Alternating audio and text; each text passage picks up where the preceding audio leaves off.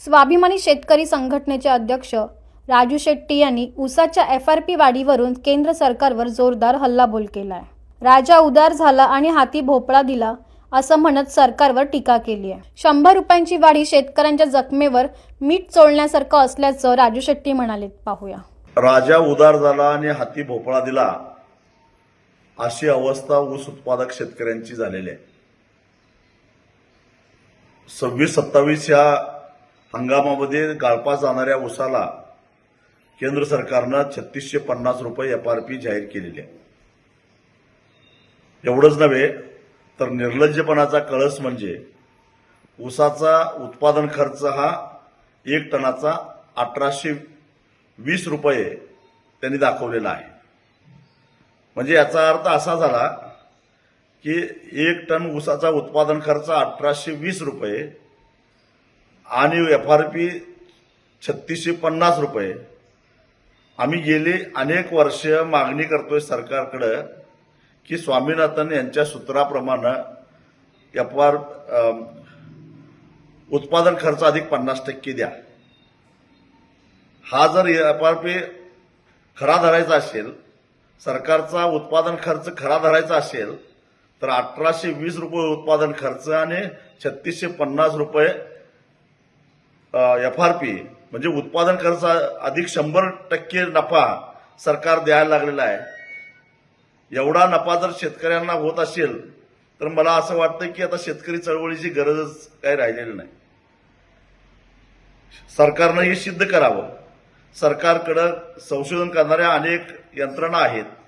भारतीय कृषी अनुसंधान परिषद आहे, देशातले वेगवेगळे कृषी विद्यापीठ आहेत, ऊस संशोधन केंद्र आहेत, कोईमुत्तरला आहे, पाडेगावला आहे, वसंतदादा शुगर इन्स्टिट्यूट आहे, ऊस आणि गूळ संशोधन केंद्र आहे, त्यांच्या जमिनी आहेत।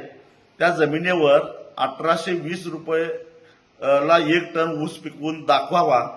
पुढे आम्ही ऊसाचा दर सुद्धा मागत नाही आणि सरकारकडे काही मागणंही करत नाही। उलट आता शेतकऱ्यांना चळवळीची गरज नाही, कारण सरकारच्या कृपेनं आपण उत्पादन खर्च अधिक 50% नफा मागत होतो। सरकार तर 100% नफा द्यायला लागलेला आहे। आजचे दिन आलेले आहेत, आता चळवळीची गरज नाही। म्हणून माझ्या सकट चळवळीतले सगळेच कार्यकर्ते आम्ही निवृत्त व्हायला तयार आहोत। आणि हे जर सिद्ध करता येत नसेल, कुठल्या संशोधन केंद्रामध्ये तुमचा पेपर तयार झाला, रिपोर्ट तयार झाला, त्याची माहिती उघड करा, अन्यथा देशातल्या शेतकऱ्यांची माफी मागा। या अशा प्रकारे भूलथापा द्यायचं आता बंद केलं पाहिजे। गेल्या वर्षभरामध्ये रासायनिक खताचे जे भाव वाढलेले आहेत, अर्थात त्याला जबाबदार केंद्र सरकारचं धोरण आहे। खतावरची सबसिडी कमी केली, डॉलर महाग झाला, आखाती युद्धजन्य परिस्थितीमुळे कच्चा माल वेळेवर न आल्यामुळे किमती वाढल्या।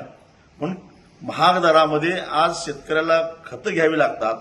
एकरी खताचा डोस आणि वाढीव किंमत गृहीत धरली, त्याशिवाय येत्या 2 दिवसामध्ये डिझेल 125 रुपयापेक्षा जास्त होणार आहे आणि त्याचा उत्पादन खर्चावर होणारा परिणाम, तोडणी वाहतुकीवर होणारा परिणाम, ह्या सगळ्याचा जर काही हिशेब केला तर एका टनापाठीमागे जवळपास